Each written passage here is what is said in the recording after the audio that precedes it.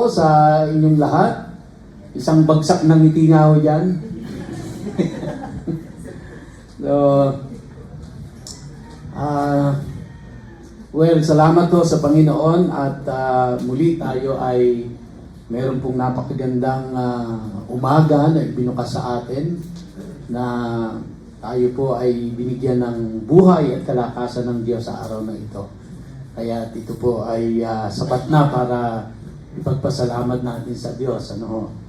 Tayo po ay saglit na manalangin bago po tayo magsimula sa ating mensahe sa umaga nito.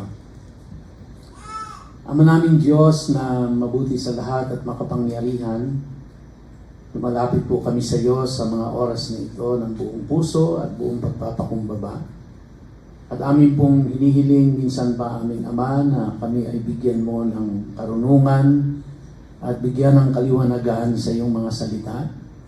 Maunawaan namin ito at lalong-lalo na ito ay mailapat namin sa aming pangkasalukuyang kapanahunan at sa aming mga buhay. Tulungan mo po ako ang iyong lingkod na tagapaghatid, maging ang aking mga kapatiran na nakikinig sa umaga nito. Maraming pong salamat o Diyos sa iyong papuri, pasasalamat at pagdakila sa pangalan ni Yeshua. Amen. Amen. Ngayong Sunday po ay prayer Sunday natin at habang nandun po ako sa likod at nakikinig ng mga panalangin, ay naalala ko po yung mensahe natin sa Altar of Incense. Naalala niyo po, no? Yung Altar of Incense na kung saan sa tuwing ang high priest ay maghahandog ng sinunog na kamanyang o yung incense. Ito ay nagsisilbing mabangong samyo sa ating Panginoon. Kaya sabi ko kanina habang nagpe-pray tayo dito, sama-sama, ito ay nagsisilbing parang incense. No? Kasi alam natin, yun po yung napag-aralan natin na yung altar of incense ay altar of prayer din. Yun ay panalangin. Kaya yung prayer natin ay parang incense na kamanyang na sinusunog at inihahandog sa Diyos. At ang Diyos ay lugod na lugod na natutuwa siya kapag ang kanyang mga anak ay nakikipag-ugnay sa kanya sa panalangin. At lalo pa nga, ito po, congregationally, tayo ay nakikipag-ugnay sa Diyos sa panalangin. At ako po'y nananampalataya na ang mga panalangin nasambit ay pinakinggan ng ating Panginoon. Maghihintay na lang po tayo ng mga katugunan sa Kanya.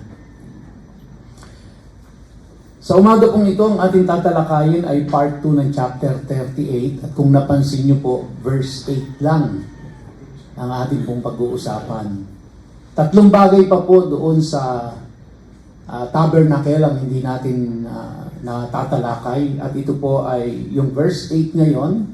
And then pagkatapos po, ayan ay may kinalaman sa brazen laver. At mamaya po papaliwanag natin yan. And then, 2 bagay pa po, yung tent of meeting na tinatawag o yung pinakabubong ng tabernacle. At saka yung courtyard, yung po yung pinakabakod. And then, pag natapos ko na po yung 3 na ito, the brazen laver, yung the tent of meeting, and then the courtyard, ang last part po niyan ay tatahiin natin lahat yun.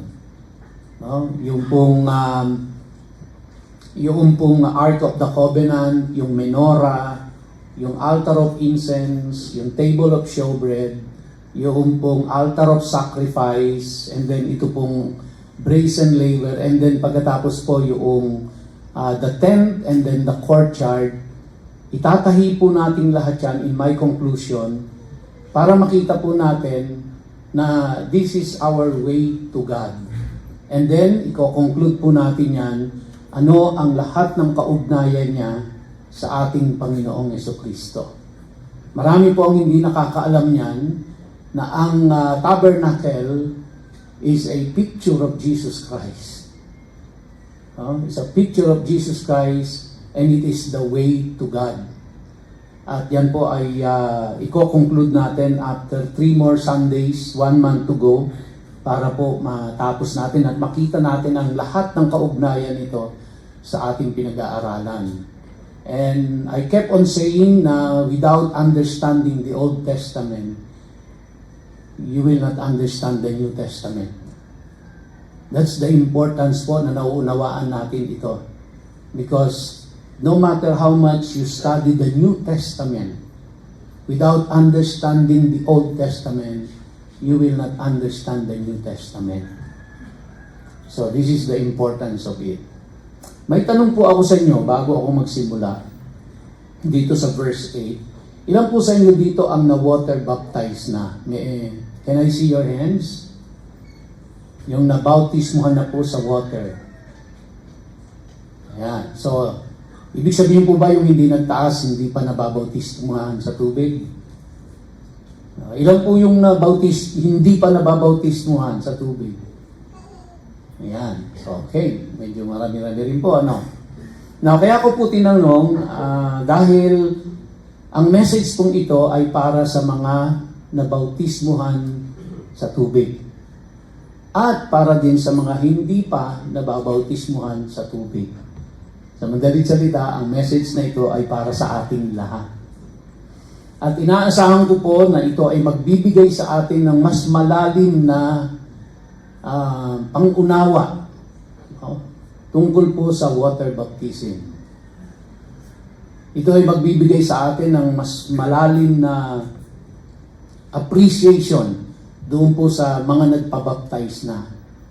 And I hope this will open your mind kung ano po ang mas malalim na kahulugan ng water baptism. At para po doon sa mga hindi pa nagpapabaptize sa water, I hope that this will encourage you na kayo ay magpabaptize sa water. And at nawa din po ito ay may schedule na ng ating church. No? Kasi nagbabalak po tayo na yung likuran natin, itong likod na ito, sa may baba po, that is 7 meters ang setback niyan. And then, I think mga 30 meters siya to. Parang 7 meters by 30 meters yata yan. So, hindi mo kasi daw binaon. Ito ang hindi mo binaon. ako pa nasisi. Hindi niya kasi naibaon.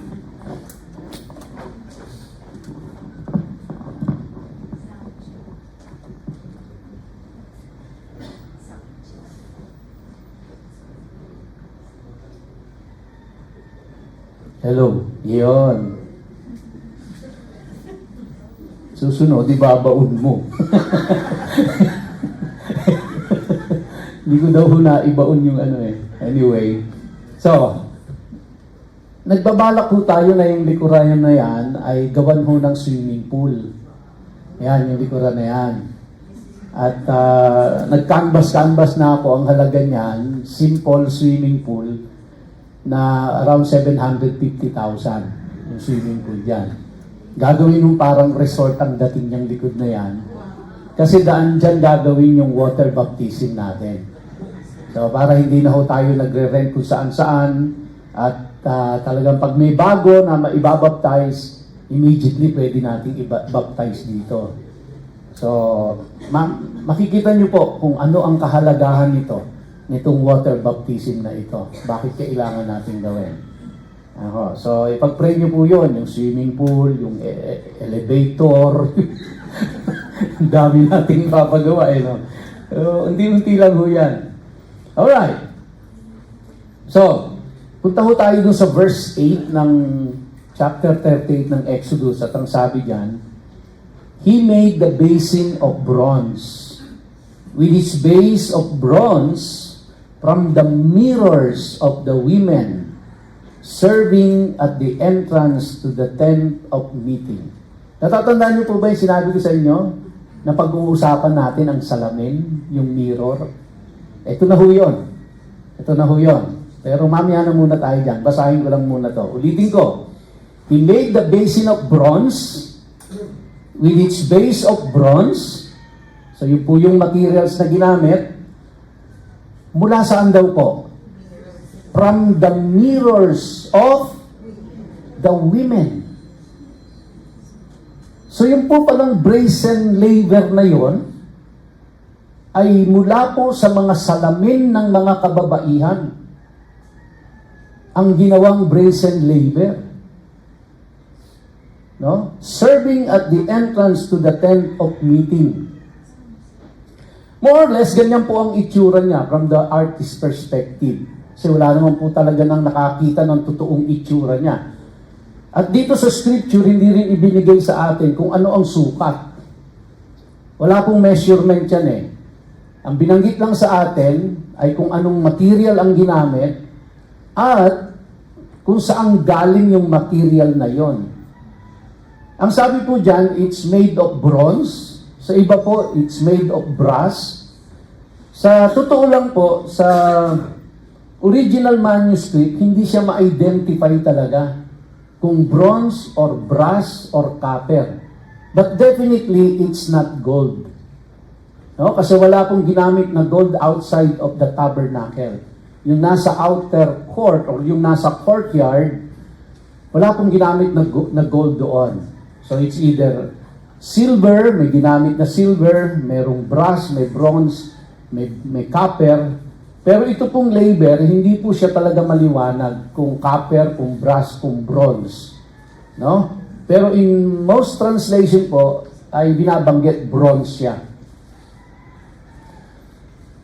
Natalakay na po natin ito dun sa Exodus chapter 30. Basahin lang natin ulit para mabalikan natin kung ano yung description ng brazen laver na ito. In verse 17 of Exodus chapter 30, it says, Adonai said to Moshe, You are to make a basin of bronze, with a base of bronze.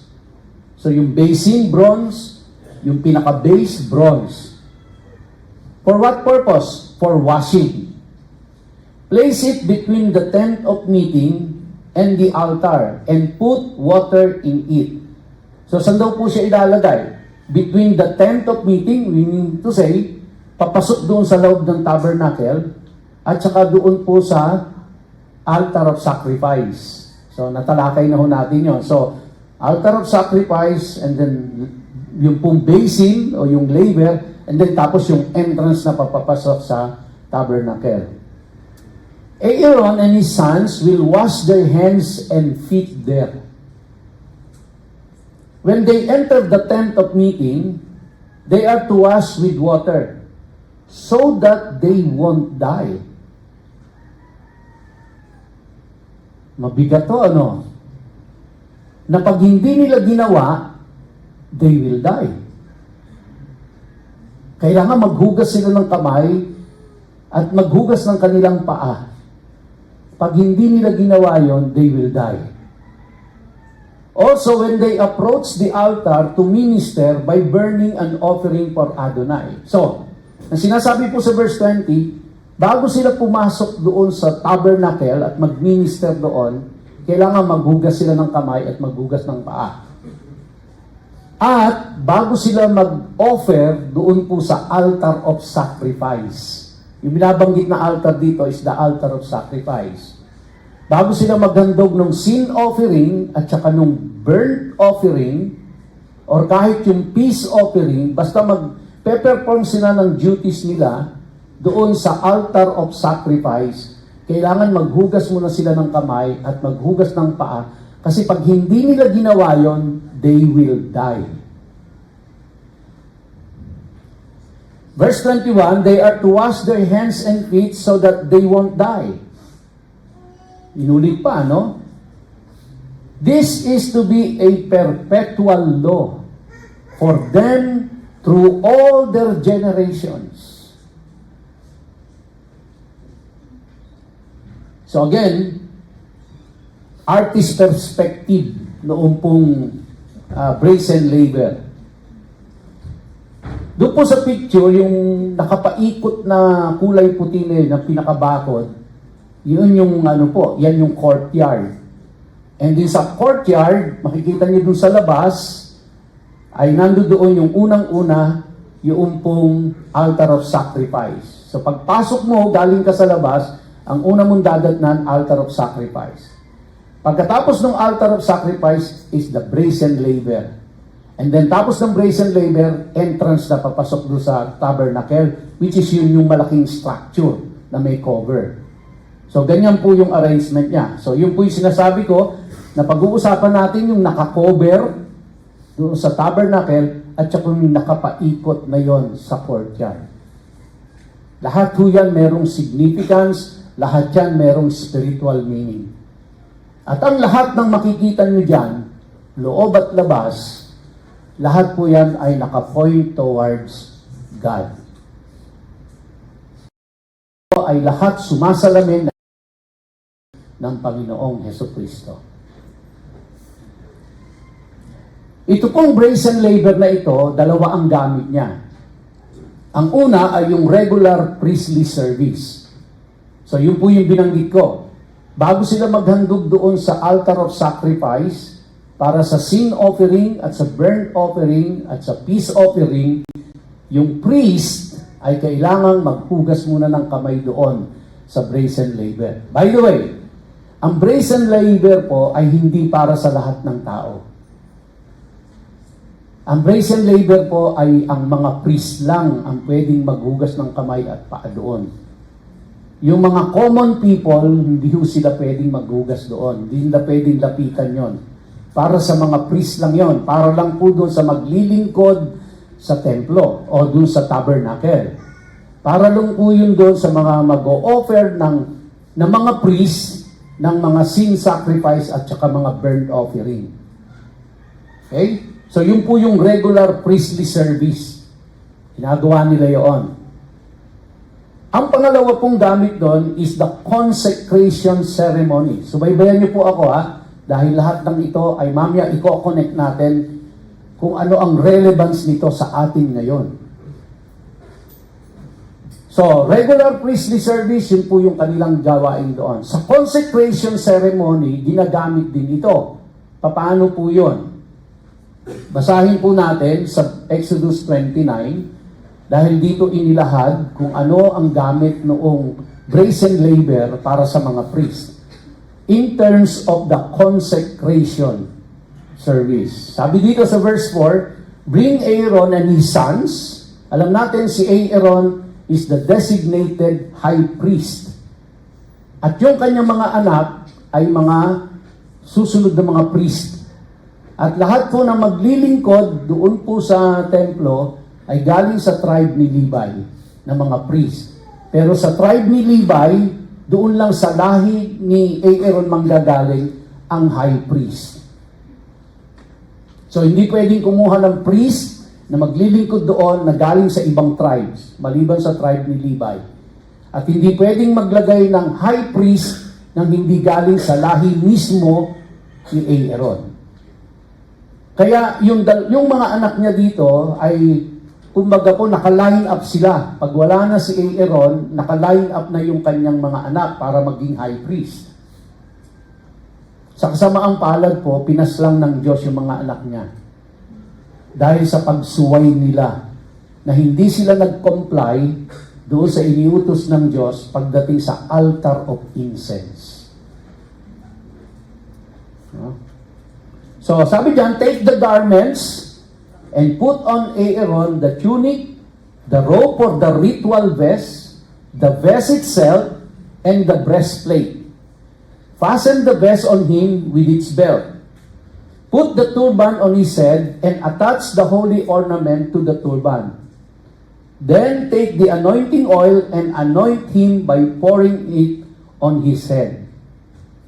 Bring his sons, put tunics on them, wrap sashes around them, Aaron and his sons, and put the headgear on their heads. The office of Kohen, or the office of the priest, is to be theirs by a permanent regulation. Thus you will consecrate Aaron and his sons. So, kapag po sila ay consecrate para maging priest, ang una pong gagawin, doon sa brazen laver, sila po ay huhugasan ng buong katawan. Huhugasan sila doon, buong katawan yon, mula ulo hanggang talampakan. Tapos, saka po sila susuotan ng kanilang mga priestly garments. Doon pa lang po, pag natapos na yon, tapos magkakaroon po ng anointing of oil, pagka natapos na po yung seremonya na yon, doon pa lang pwedeng maglingkod yung mga priest na yon doon sa tabernacle. Or, nung nasa Jerusalem na sila, doon sa temple. So, yun po yung seremonya. At minsan lang gagawin yon. Yung huhugasan sila ng buong ng mula ulo hanggang paa, one time lang yon na gagawin. Pagkatapos nun, ang susunod nun ay maghuhugas na sila ng kamay nila at paalan sa tuwing magpe-perform sila ng kanilang priestly duties. Kaya yun yung regular priestly service na gagawin nila. Okay? So kaya yung brazen laver ginagamit para sa priestly service, yung regular priestly service nila, and then para sa consecration nila. Kaya yung pong brazen laver ay para sa mga priest lang yun. Okay? Verse 21, then take some of the blood that is on the altar and some of the anointing oil, and sprinkle it on Aaron and his clothing, and on his sons, and the clothing of his sons with him, so that he and his clothing will be consecrated, and with him his sons and his sons' clothing. Pati yung kasuotan nila, no? So, kaya medyo ito po ay wet and bloody ang seremonyang ito. So, every day, pupunta yung priest doon to perform his priestly duty at maghuhugas ng kamay, maghuhugas ng paa, and then perform his regular priestly duty. So, ano pong significance nito, mga kapatid? Pag yung pong priest na yon ay kinonsecrate na, pinaliguan na siya, kumbaga, pinaliguan na po siya, ang ibig sabihin nun, tinatalikuran niya na po ang kanyang private life. At dinededicate niya na, inihahandog niya na ang kanyang buong buhay sa paglilingkod sa Diyos. Ang Diyos na ang masusunod sa kanyang buhay. Oh, so lahat yun. Kumbaga, yung kakalimutan niya na yung kanyang mga personal na buhay. Dahil ang buhay niya ay 100% nakatalaga na sa Diyos. Ito ay, kumbaga, nakakumit na siya 100% sa paglilingkod sa Diyos. Pag ginawa niya yon. Okay? Tapos magpe-perform na siya ng regular priestly duty niya. Nakatalaga na siya. Now, bago tayo pumunta dyan, let me explain. Kapag ka po nadinig natin ang brazen laver na merong water, di ba? Tapos hinugasan sila, naghuhugas ng kamay, naghuhugas ng paa. Pag nadinig po natin ito, what comes into our mind right away? Pag titingnan natin yung kanyang spiritual significance nito, saan natin siya i-connect sa ngayon? Sa water baptism. Water baptism. Okay? So, kaya pansinin niyo po na bago yung brazen laver, yun munang altar of sacrifice. Sa altar of sacrifice, doon muna i-offer yung sin offering at saka yung burnt offering. Tama? Tapos susunod yung brazen altar o yung brazen laver. Sorry. So, ibig sabihin po, itong mga priest na ito ay kailangan ma-atone muna ang kanilang sin. No? Ma-atone yung kanilang sin, magkaroon ng burnt sacrifice, then bago po sila doon ilalagay sa brazen laver para hugasan sila. So, pag inirelay po natin sa panahon natin ngayon, bago ka bautismuhan, nagkaroon muna ng sin offering at ng burnt offering. Yung sin offering ay pinerform ng Panginoong Hesukristo para sa atin. So which means, ang kaugnayan po nun, bago ka bautismuhan, kailangan tumanggap ka muna sa Panginoong Jesus. Hindi ka pwedeng bautismuhan kung ikaw ay hindi born again believer. So you have to surrender your life to the Lord Jesus Christ bago ka bago ka bautismuhan. Hindi po nauuna ang bautismo kaysa doon sa pagtanggap sa Panginoon. Kailangan ma-born again ka muna bago ka bautismuhan. Yung mga priest, binanggit ko po kanina, the moment na sila ay hinugasan na, pinaliguan na doon sa may brazen laver, ang ibig sabihin po noon, ang buhay niya ay fully committed and dedicated na sa paglilingkod sa Diyos. Now, nagkaroon po tayo ng maling pag-unawa sa ating water baptism. Kasi, I don't know about you, but nung una po ito rin ang intindi ko, na kaya ako nagpabautismo doon dahil para nagsisignify ito na ako ay member na ng church na ito. But water baptism is not necessarily para sa membership ng church. At ang naituro sa atin sa water baptism pag binaptize tayo, which is tama naman po, tayo inilubog sa tubig, nagsisignify na tayo'y namatay na at tayo'y muling nabuhay. Namatay na tayong kasama ni Kristo at nabuhay tayong muling kasama ni Kristo. Pero ang hindi po nabibigyan ng emphasis ay yung ginagawa ng mga priest. Na pag sila ay binautismuhan na, ang buong buhay nila ay nakakumit na sa Diyos. In what way? Nakakumit na po sila na naglilingkod sila sa Diyos. Kaya ako po tinanong kanina, sino sa inyo ang nagpapabautismo na? Kung kayo po ay nagpabautismo na sa tubig, imagine niyo po na kayo yung priest.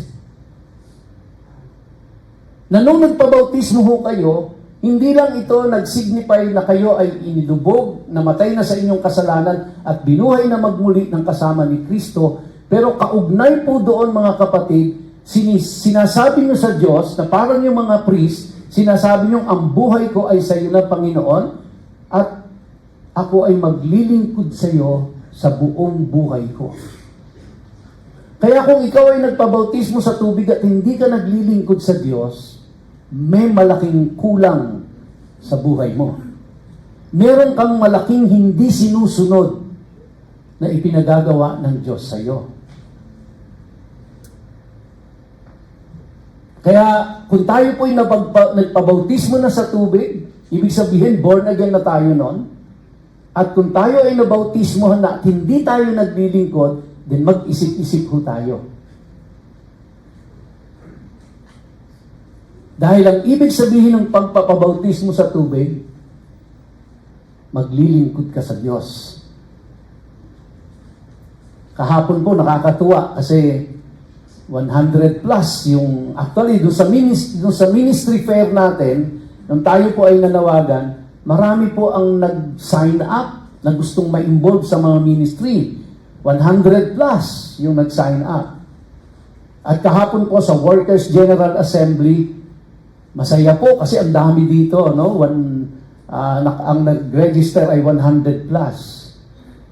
Pero pinresent po kahapon yung number of attendance natin dito ng 2023. So nag-a-average so tayo dito ng mga around 250. So kaya kung kukumpitin ko mathematically, ang sumipot dito sa Workers General Assembly ay 100 plus.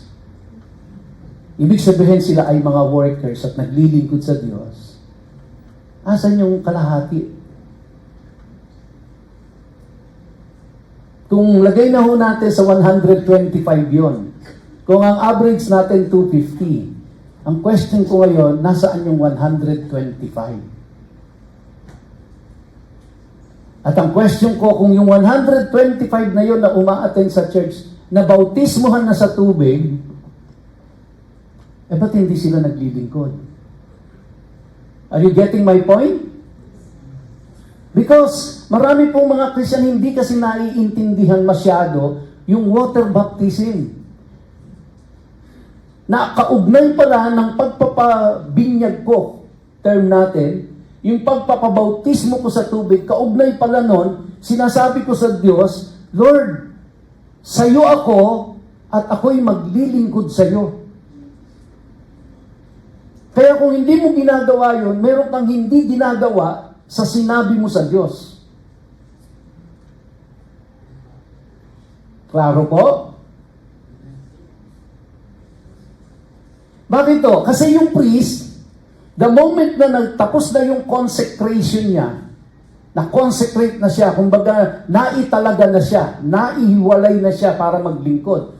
Yan na po ang gagawin niya. Kasi siya ang tumutulong doon sa mga tao para makapag-offer sila ng sin sacrifices nila, ng sin offering. Siya yung tumutulong doon sa mga tao at naglilingkod para makapag-offer sila ng burnt offerings nila.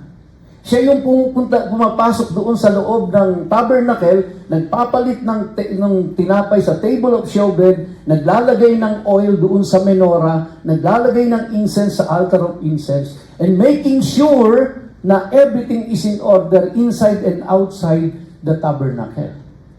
May priestly duty siya. Sa madalit salita, kung ikaw kapatid ay nagpabautismo na sa tubig, meron kang priestly duty na dapat gampanan sa mga kapatiran mo. Dapat naglilingkod ka sa simbahan, naglilingkod ka sa Diyos. Kaya kung hindi mo ginagawa ito, may malaking kulang na dapat mong gampanan, na dapat mong gawin. So hindi po pala basta-basta ang water baptism. Napakabigat pala ng ng ibig sabihin nito. Kasi pag hindi nagawa ni Aaron at ng kanyang mga anak, yung mga priest, papatayin sila. Wow.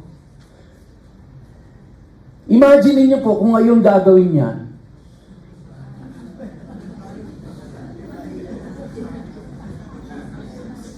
Palagay ko wala hong papatay-patay sa atin. Lahat tayo uunahan pa tayong maglingkod sa Diyos.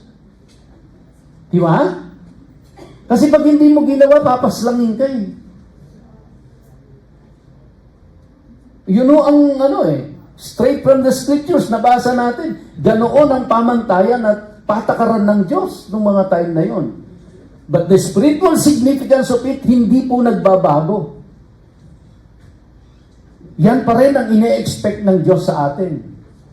Kaya hindi po inalis ang water baptism eh. Hindi naman pang Old Testament lang yan eh. It's a carry over. Ano pong sabi dito? It will be done perpetually. Hanggang sa mga susunod na generations.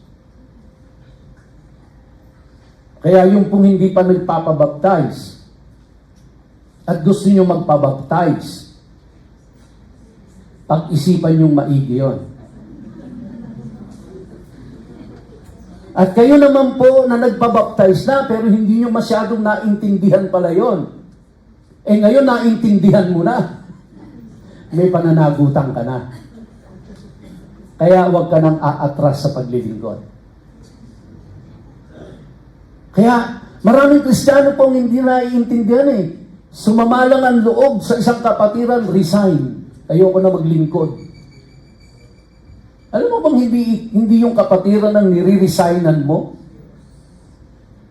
Para kang yung priest na nagsabi, pagkatapos siyang hugasan, i-consecrate, maglingkod, meron lang hindi nagustuhan doon sa tabernacle. Ayaw na ako, pahinga na lang dyan. Patay ka. Pag ginawa mo yan. Di ba? Kasi hindi natin naiintindihan eh. Kung anong ibig sabihin nung nag-commit tayo sa Diyos na maglilingkod sa Kanya. Wala hong atrasan na yun. Walang resignan doon. Walang mag-quit. Walang retirement yun. Ang retirement nyon ay mamamatay ka na, kukunin ka na ni Lord. Tapos na ang mission mo rito. Pero yung ikaw, sumamalang loob mo dahil hindi ka napagbigyan. Tapos quit, ayoko na. This is not the language of the tabernacle. No? Now, tingnan mo natin, ito ang sinabi ni Paul sa Romans chapter 6, verse 1. No? Sabi diyan, so then, are we to say, let's keep on sinning so that there can be more grace? Heaven forbid, how can we who have died to sin still live in it. Don't you know that those of us who have been immersed into Messiah Yeshua have been immersed into His death? Nung tinanggap po natin ang Panginoong Hesukristo, kasabay na tayong namatay doon sa pagkamatay ng Panginoong Hesukristo at kasabay din tayong nabuhay sa kanyang muling pagkabuhay. At ito po ay sinisimbolize ng ating pong water baptism na yon. Pero huwag natin kalilimutan, hindi lang ho yung may kaugnay yon na kaya ka binuhay na magbuli kumbaga, kaya ka nag-resurrect. No? Dahil ikaw ay maglilingkod sa Diyos. Hindi tatambay. Hindi a-attend lang sa church. Ikaw ay meron ng responsibilidad. Sabi diyan, verse 4, through immersion into His death, we were buried with Him. So that just as through the glory of the Father, the Messiah was raised from the dead, likewise, we too might live a new life. We were buried with Christ, we were resurrected with Christ. And that is what water baptism symbolizes. But it doesn't end there. Yun pa lang po yung simula. That's not the end of it. That's the start of it. Dahil from that moment on, you have committed your life to serve the Lord. Kaya ka binigyan ng talent ng Diyos eh. Kaya ka binigyan ng kakayahan ng Diyos eh. Para gamitin yan sa paglilingkod. Paano ka maglilingkod sa Diyos? Maglilingkod ka sa kapatiran, sa simbahan, para sila ay matulungang mag-worship sa Diyos. Matulungang maglingkod sa Diyos. Yun po yung purpose nun eh. Kaya yung mga priest, sila yung tumutulong during the sin offering at saka yung burnt offering. Sila yung pumapasok doon sa loob ng tabernacle kasi hindi po pwede yung common people. Sila yung gagawa ng mga responsibilidad na yon. Verse 5, for if we have been united with Him in a death like His, He will also be united with Him in a resurrection like His. We know that our old self was put to death on the execution stake with Him, o yung cross, execution stake, so that the entire body of our sinful propensities might be destroyed, and we might no longer be enslaved to sin. For someone who has died has been cleared from sin. In Acts, no? Hindi ko nalagay kung anong chapter to. I think chapter 2 po ito. Acts, in verse 38, Kepa answered them, turn from sin, return to God, and each of you be immersed on the authority of Yeshua the Messiah into forgiveness of your sins, and you will receive the gift of the Ruach HaKodesh. Ruach HaKodesh, ano po ito? In Hebrew, ito po ay Holy Spirit. Ano po yung ginawa pagkatapos na sila'y hugasan, damitan, sprinkle ng blood, ano pa po yung ginawa? Sila po ay inanoint ng oil. Diba? Inanoint ng oil.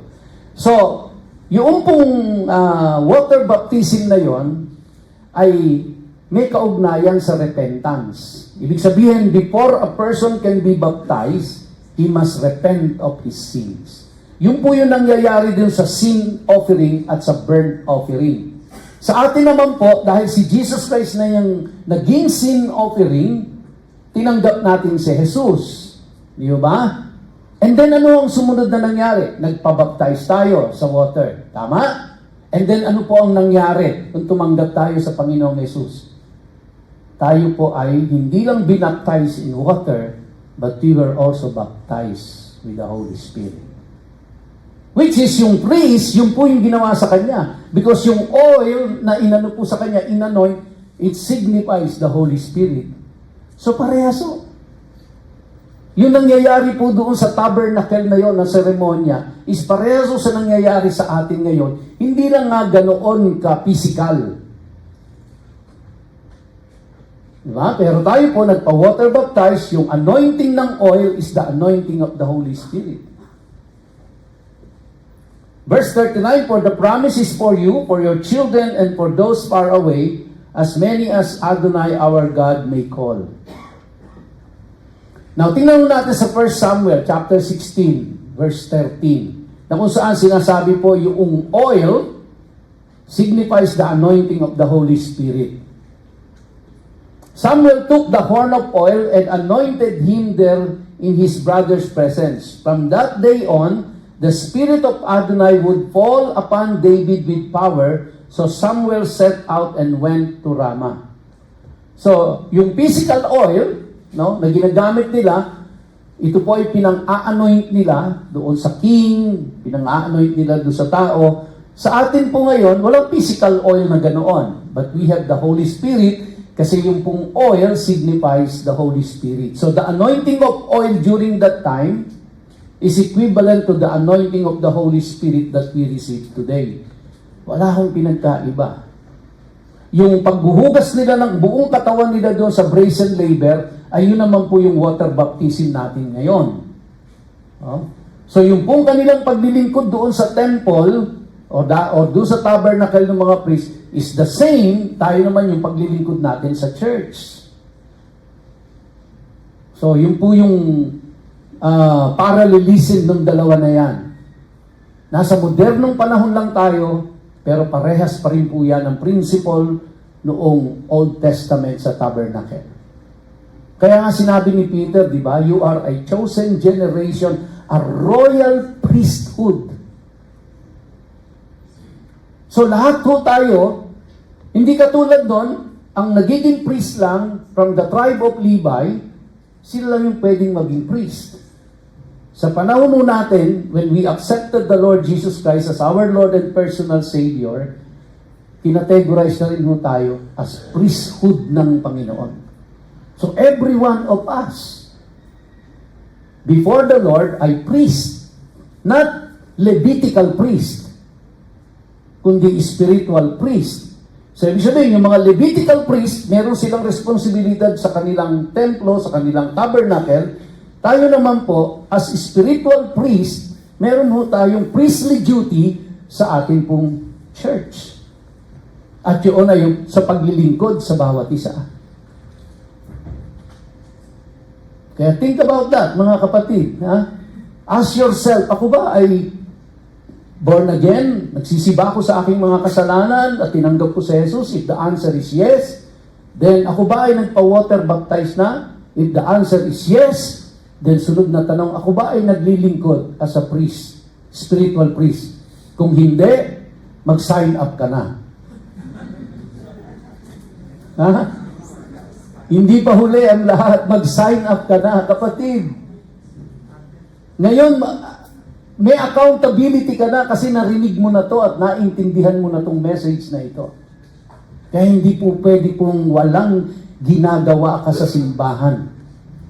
Kaya sabi ko po, di ba, lagi kong panawagan, lahat ng member ng church, dapat lahat worker.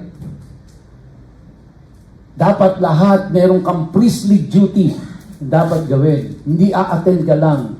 Uuwi, a-attend, uuwi, a-attend, uuwi, a-attend. Sa Isaiah 61 verse 1, sabi diyan, the Spirit of Adonai Elohim is upon me because Adonai has anointed me to announce good news to the poor. He has sent me to heal the brokenhearted, to proclaim freedom to the captives, and to let out into light those bound in the dark. In Acts 10:38, how God anointed Yeshua from Nazareth with the Ruach HaKodesh and with power. How Yeshua went out doing good and healing all the people oppressed by the adversary because God was with him. In Acts chapter 2 verse 38, Kepa answered them, turn from sin, return to God, and each of you be immersed on the authority of Yeshua the Messiah into forgiveness of your sins, and you will receive the gift of the Ruach HaKodesh. We are called upon by the Lord to serve Him.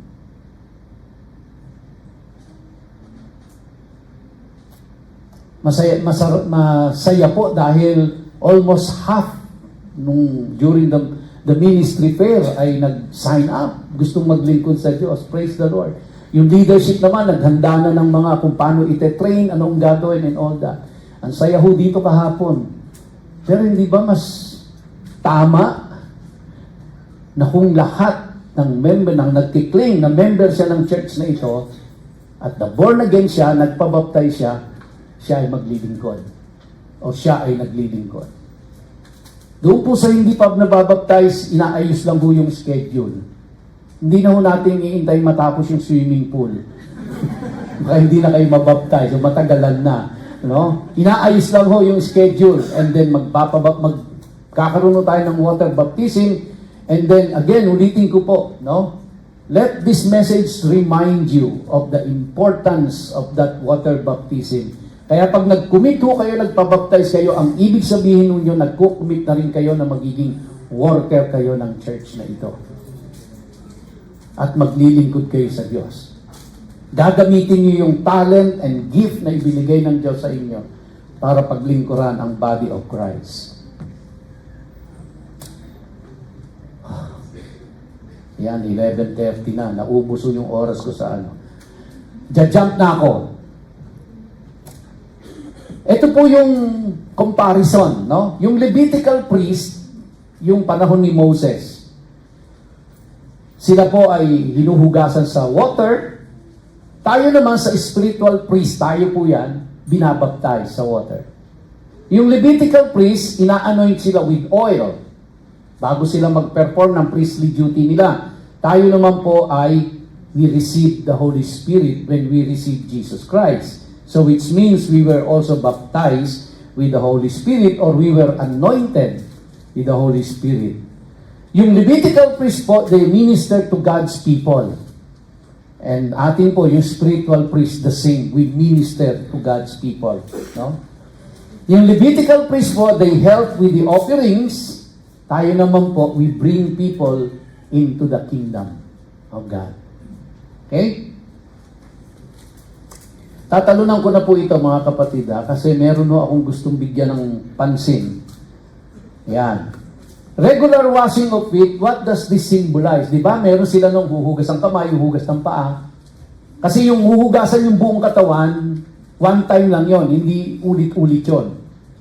So, ibig sabihin, yung commitment mo sa Diyos, yung pagsuko mo sa Diyos ng buong buhay mo, one-time commitment yon. Oh? Pero, lagi silang maghuhugas ng kamay, mahuhugas ng paa. What does this symbolize? Verse 38 ng verse 8 ng Exodus 38, he made the basin of bronze with its base of bronze from the mirrors of the women serving at the entrance to the tent of meeting.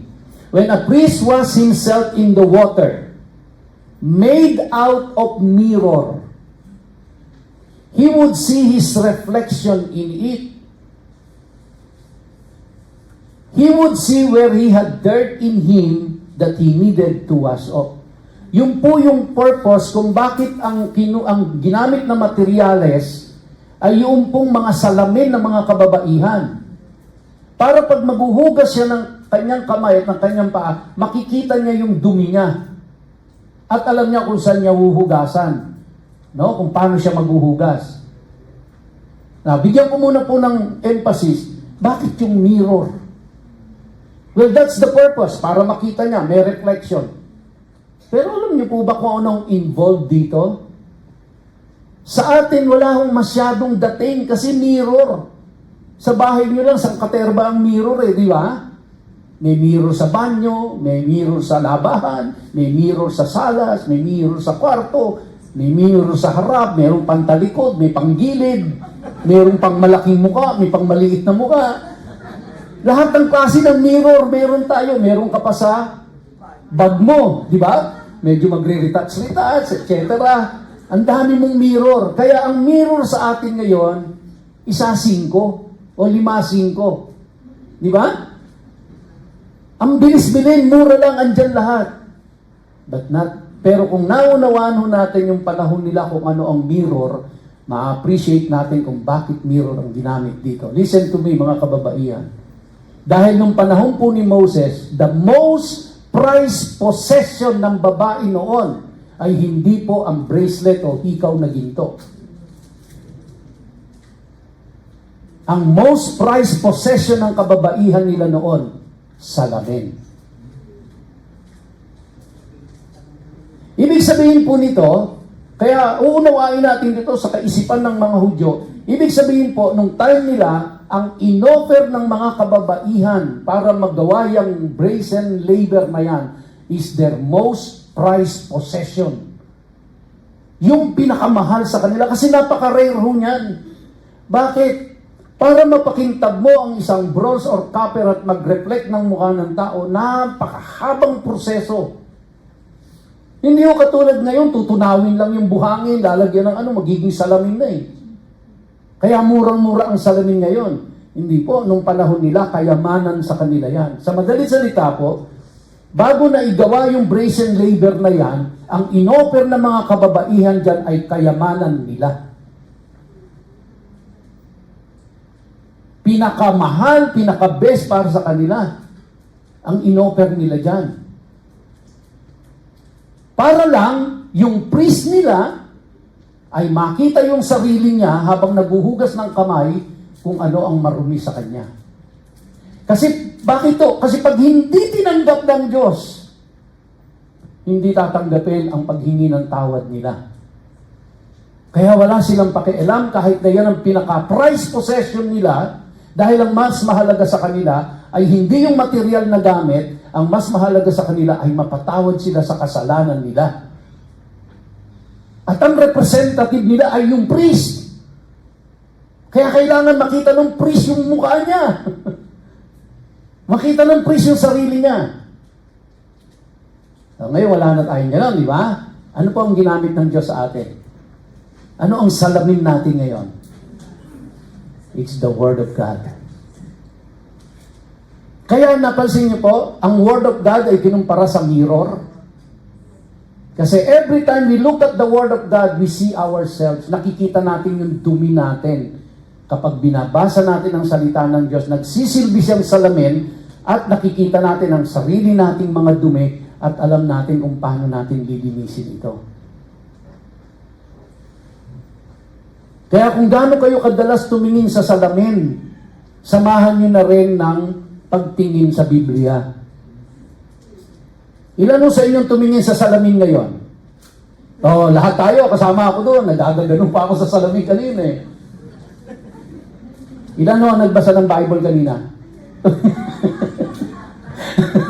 Di ba? Ang sipag natin tumingin sa salamin para makita yung mukha natin. Pero ang ibinigay na salamin ng Diyos sa atin para makita natin ang katayuan natin sa harapan ng Diyos ay ang kanyang salita. Kaya lagi rin natin titingnan yung salamin na salita ng Diyos para makita natin kung anong lilinisin sa buhay natin. Amen? Amen. So, hanggang dito na lamang po. I'm over my time. Tayo po tayong lahat. I hope I was able to give justice to verse 8 ng Exodus chapter 38. Awit tayo sa Panginoon at tayo po ay mananalangin sa pagsasama.